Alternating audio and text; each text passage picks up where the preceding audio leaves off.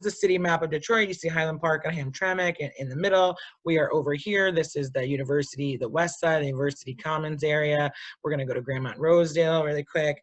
But population, you know, we all know Detroit's population history. Well, we know part of it. You see the decline, right, from 1950 to now, and you know, less than just under 2 million, and now we have, who knows, we'll see with the census. Please fill out your census form.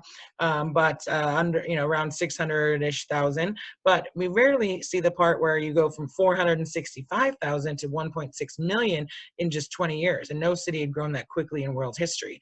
Then we pack people in, mostly in single family homes. And then we stop growing in population and we start growing the amount of land that we take up. And because of this, and I'll try to go quickly through this, I love to nerd out on it. And if you've been on other tours, you're probably sick of hearing it, but I think it's a really important part about how and why our region is how it is. So this is the region with, because of the Home Rule Act of 1909 and other things, we have created 131 different municipalities. Half of them are under 5 square miles, and they're under no obligation to ever speak to each other. And each one of these places was competing with each other to build more homes, to get more property taxes, to get more residents. And that's how we ended up overbuilding. So that for 50 years, the regional population has stayed relatively stable at 4 million people. But we had built about 50,000 more houses than we needed. And then with the housing crisis, the overbuilding that had happened in the suburbs really was difficult for Detroit because, you know, and I don't know this specific story, but they now might have been able to afford to buy a foreclosed home in the city of, you know, outside of the city in a better school district. And then as, you know, that no one was buying houses in Detroit, so things go vacant and it starts to be vacant. And then now it's a park. So this is, I mean, also continuing that story of Detroit is, what do we do with empty spaces? And one of the things they're working on in Fitzgerald is this idea of how we can utilize spaces, that empty space isn't doesn't have to be a bad thing, that you can come up with creative and innovative and useful ways to it. I also love that they named it Ella Fitzgerald Park, so very cool in that sense. But part of the reason that we have all of this division has also led to a lot of segregation. So the city of Detroit is about 90% people of color, and the suburbs about 75% white. And we're one of, if not the most segregated area in the country.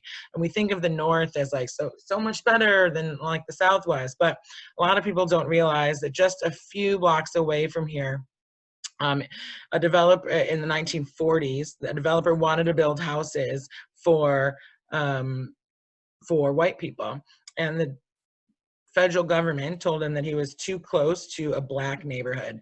And now, just a reminder, African Americans could not get a home loan backed by the federal government, a mortgage, until after the Civil Rights Act was passed in 1965. And if you're white, you couldn't get a home loan in an integrated neighborhood.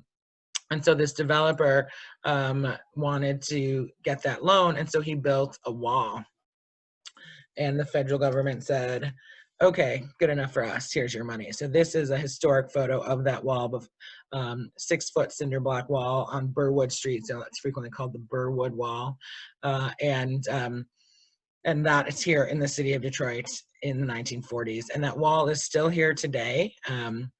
It is, and some people have said, oh, we should tear it down, we should get rid of this horrible atrocity of our past. But as we know, if you don't know your history, in the whole, you know, doomed to repeat it type of thing. So unfortunately, though we've made some progress in some areas, in some others, we still have a long, long way to go. So here's another park that they put here now. And the city's actually invested heavily in these small neighborhood parks, which I think is a really great thing. And this is what the wall looks like today.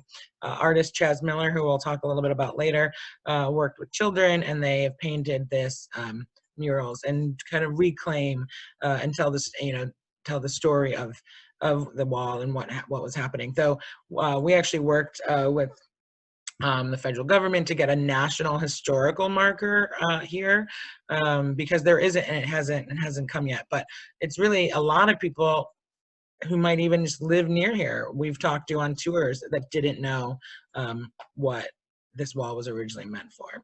And so then when you have 131 municipalities, and you look at the population where white people were basically incentivized to move out of the city, and African Americans were not allowed to live in many suburban communities. And when you have a 2 square mile place, it's a little bit easier to keep people out that aren't like you, unfortunately. But we are working more towards regionalism now, and looking towards what the space looks like, and how we can utilize that space, right?